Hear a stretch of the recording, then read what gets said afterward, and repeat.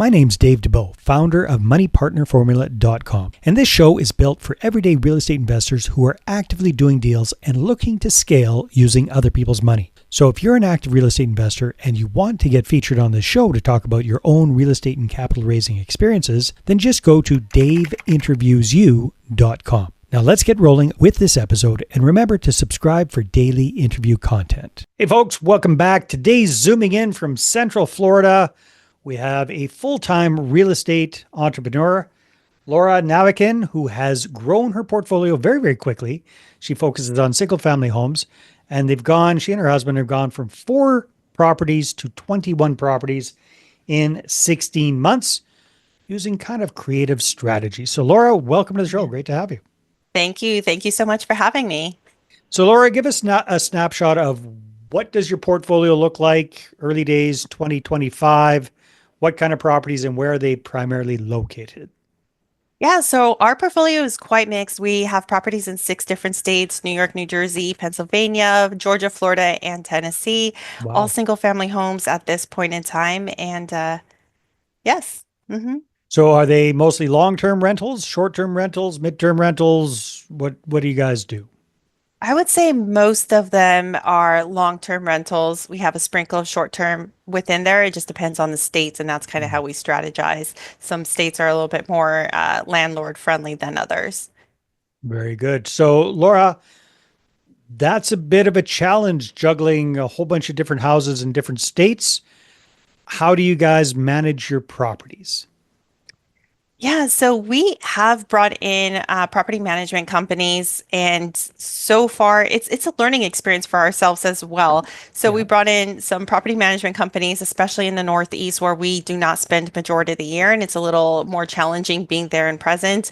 Nonetheless, we felt that not just the cost, set this cost aside, but we were still getting reached out to on a regular basis. This is a situation. What do you want to do? How do you want to proceed? So it was a lot of our uh, efforts and presence Managing the needing to be managers? managing the managers that we Yeah. started considering that this isn't necessarily worth it. So for the most part, we still do have a property manager in Tennessee because we only have one property there. So it makes sense with the way that one is set up. It's a short-term rental. But other than that, in the past, a little less than a year between myself, my husband, and our team have been the managers. So we're hoping to grow, or our plan is to further grow where we can actually build our own management company within Mm. longer term. So we'll see how that goes. Plans are always kind of changing as we learn and evolve through this industry as well. Okay, well, so you had outside management for a lot of your Mhm. properties, didn't really work out. You're still working hard and having to pay them whatever percentage that you had to pay them. So you decided to fire most of your managers, take it Mhm. in-house. So now you're managing properties across 5 different states yourselves. So give me an idea. Logistically, how do you do that? Mhm. So it makes it easier with the long-term rentals compared to short-term rentals. So Mm. in New York, where we have all short-term rentals right now as well, we still have someone on our staff who's managing that. We are a point of contact for bookings and whatnot, myself and one of our assistants for bookings, and putting everything through Airbnb and Verbo and so forth. Nonetheless, if any issues arise, we do have somebody there present that can go get somebody in if they're locked out or Mm. any issues that are urgent. You got Nonetheless, boots it on the tends to ground. work. Yes, we have boots Mm. on the ground there, but for longer term rentals where it's a lot more quiet, it's easier to manage for us at this point in time than the short term rentals. Yeah, most definitely. Okay, well, that makes a lot of Mhm. sense. So, Laura, you and your husband are able to grow your portfolio quite quickly. I think you said you Mhm. went from 4 units to 21 units in under a year and a half. How Mhm. did you guys take off that quickly? How did you kind of hit that hockey stick? Yes, I would say we definitely weren't brand new and, in the start of all of this. We were already 7 years, 8 years in real estate investing, having started with wholesales and then starting to build our real estate portfolio in 2019. So we had those 4 properties that we were using conventional financing for and eventually got tapped out or we're hitting Mm. that debt to income ratio to be able to add to that our portfolio in that way. 2023, I went full time for other reasons I won't necessarily get into at this point in time. But we knew that if we wanted to continue to scale, we had to look at other means of financing because we weren't necessarily going to be able to get that FHA loan or a conventional loan.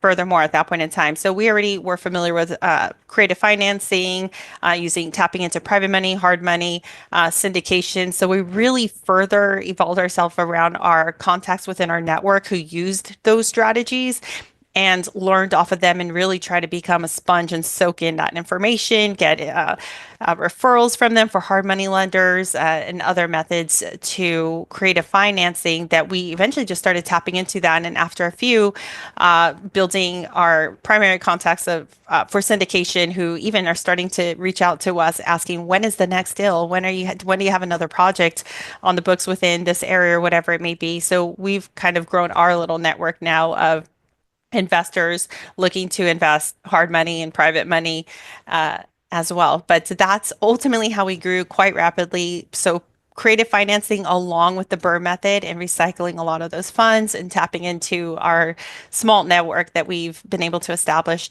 very quickly and provide returns, positive returns on those properties that we were able to grow our portfolio pretty quickly. Now we've kind of put a pause on that a little bit because now we're analyzing our portfolio and trying to figure out what do we want to do with each and one of these properties. Is each property working the way we have it set up?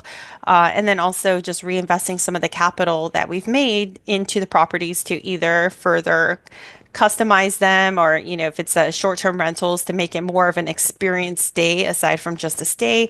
One of our properties, we are clear, it's over 17 acres. So we're clearing some land and doing some renovations to build out an event space location there as well. So just kind of reinvesting some of that capital that we have made instead of just being on growth mode at this point in time. All right. So you kind of, it sounds like you bought like 16 or 17 properties in a year and a half. That's very, Mhm. very rapid growth. And you've got a variety of different ways that you finance this and a variety of different, either long-term rentals or a few short-term rentals. That's Mhm. maybe give me a snapshot of how a typical deal kind of worked. So Mhm. there's probably one that comes to your mind. So how did you find the property? Are they on market, off market deals? Are you looking to get into them with instant equity? So being able to Mhm. get a really good deal on them up front. You come from a wholesaling background, so I imagine Mhm. the answer is yes. And then how did you kind of structure that kind of a deal so that you could, you could get that up and going and be buying other properties simultaneously? Yeah, so we came from a wholesaling background. So all of our properties, except for two of the very beginning, so of those four beginning Yeah. ones, are all off market. So we were using our methods to finding properties off market to negotiate those purchases initially. Mhm. With time, we were doing other methods, so running ads, and that we had leads coming into us looking to sell their properties, and we put everything into the spreadsheet. And I say we can't get emotionally tied to a property or whatever it may be. It has to make sense financially. Um, so we put everything into a spreadsheet for what we can get it for, what our renovation's going to cost, what is our return in the markets, depending on the strategy that we're planning to use. And ultimately, that's what we do for every property. We get it under contract, whether purchasing it, or if we're using subject to or seller financing, but we're purchasing that particular property, and then ultimately, if we're using the BRRRR method, eventually refinancing it once we have a tenant in it, and that's typically for our long-term rentals, ultimately. Yeah, no, that makes a lot of sense. Okay, so you had that rapid growth. Now you're Hmm. kind of looking at the portfolio, analyzing the different properties, seeing which ones make sense, which ones need to be Hmm. perhaps modified or upgraded. Where do you see things going with your business over the next 12 months or so? Yeah, so, with my husband and I and our small team, we do have plans to further add to our portfolio right now, but definitely maybe only a handful of properties within the next year. We as well are planning, so we have an event space on one of the properties that we're planning to build out Nice. to make a wedding venue. So we're putting a lot of time, energy, and an investment, a financial investment into that as well. So we would like to have that up and running and on the market as a property available for events as an event space within the year. So by the end of the year, we hope to have that up and available. So it's taken a lot of our time and energy at this point in time, but it's kind of like our baby because, we're putting a lot of our I say don't put emotion into it, but that property is so unique that I'm like, okay, we can put this into it to make it creative and attract Well, and plus you're people, turning it into a business too, right? More of a exactly. business. Yeah. So, yeah, Exactly. exciting. Yes. So you are also a fellow podcaster. Tell us a little bit about your show, Laura.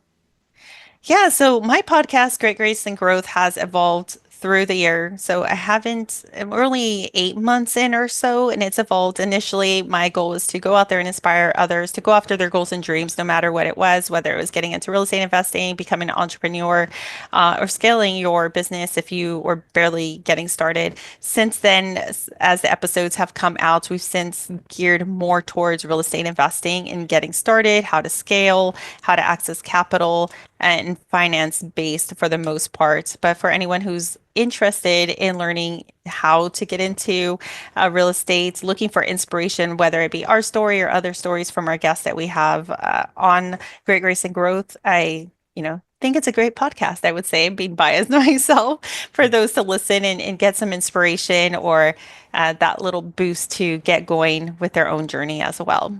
Oh, that's wonderful. Yes. No, I've been running my podcast for quite a few years. It's Mhm. definitely a very, very rewarding experience and a great way to meet amazing people like yourself. So yeah, So keep true. keep up the Yes, good work. definitely. Thank you. Awesome, Laura. So if people want to connect with you more like not just listen to the podcast, but actually connect with Mhm. you, what's the best way for them to do that? Yeah, I would definitely recommend people reach out and connect on LinkedIn. LinkedIn and then / Laura Navaquin is my handle on LinkedIn. Perfect, Laura. Well, hey, good job on scaling that portfolio very, very quickly. So yes, Thank you. creative financing, but probably part of it had to do with you focusing your energy and your time on it full time. Yes, Being able to have that definitely. complete focus on it just skyrocketed that. So good on you for doing that. And I wish you all the best with your endeavors this year. Thank you so much. I appreciate it. All right, everybody, take care, and we will see you on the next episode. Hey there, I really hope you enjoyed that episode. And as always, if you want to listen to more daily interview content, make sure you subscribe. And if you're an active real estate investor and you're doing deals and you'd like to get featured on this show, then just head over to daveinterviewyou.com. Now at moneypartnerformula.com, we help real estate investors to create a process for predictably getting capital so they can do more deals without relying on hard money lenders or the banks. We do this by building them a private capital marketing system. Now, if you want help turning yourself into a big money capital attraction machine, then book a call with our team to see how we can help. Just visit moneypartnerformula.com to find out more. All right, take care, and we'll see you on the next interview.